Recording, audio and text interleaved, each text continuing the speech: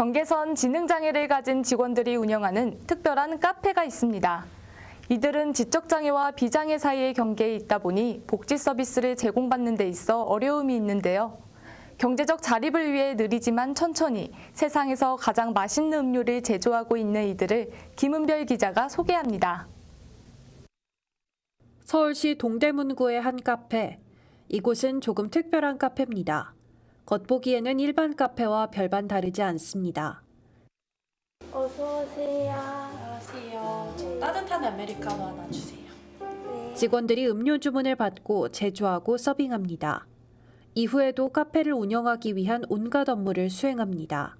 하지만 이곳의 직원들은 경계선 지능장애가 있는 느린 학습자들입니다. 이제 협동조합 부모님들이랑 이제 동대문 종합사회복지관 사회복지사들과 함께 이제 이런 청년들의 어려운 취업 문제를 해결하기 위해서 함께 힙카페를 창업해서 이들을 위한 직무 교육을 실시하고 또 취업을 위한 장을 만들어 주겠다고 하셨다고 합니다. 동대문 복지관에서 하는 바리스타 교육이 있다고 해서 지원하다가 여기에 취업하게 되었어요. 복지관 케이터링을 통해 바리스타자의 첫 전을 준비하는 걸음이 되었으며 에스프레소를 추출하는 모습이 너무 멋있어서 보고 배우게 되었습니다. 이곳에서 일하고 있는 직원들은 모두 경계선 지능장애를 가졌습니다. 이들은 발달장애인보다는 인지능력이나 사회 적응 능력이 좋지만 비장애인보다는 능력이 떨어집니다. 경계선 지능 장애는 지적 수준이 일반인과 다르게 지능 검사상 70에서 85 사이의 범주에 있는 사람들을 지칭합니다.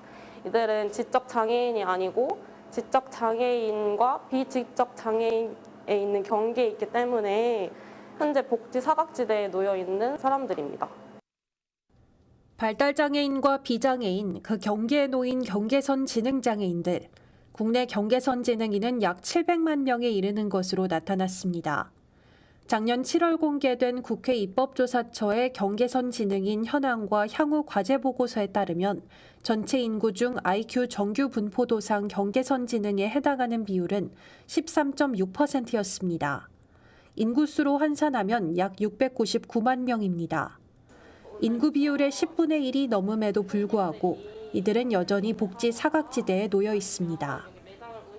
경계선 지능인들은 이제 사회적 약자임에도 불구하고 아무런 국가의 정책적인 지원을 받지 못하는 부분에 있어서 복지 사각지대라고 할 수 있습니다.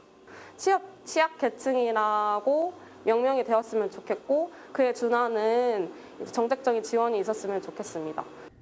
현재 우리나라에는 장애인 관련 취업 지원 정책은 존재하지만 느린 학습자들은 나라에서 장애인으로 분류되지 않기 때문에 정책의 수혜를 받지 못하고 있습니다.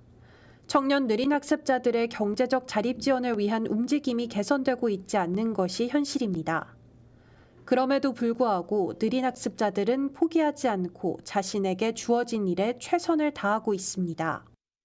손님들이 제가 만든 커피나 쿠키를 드시고 행복한 모습을 볼 때 그때가 제일 기분이 좋습니다.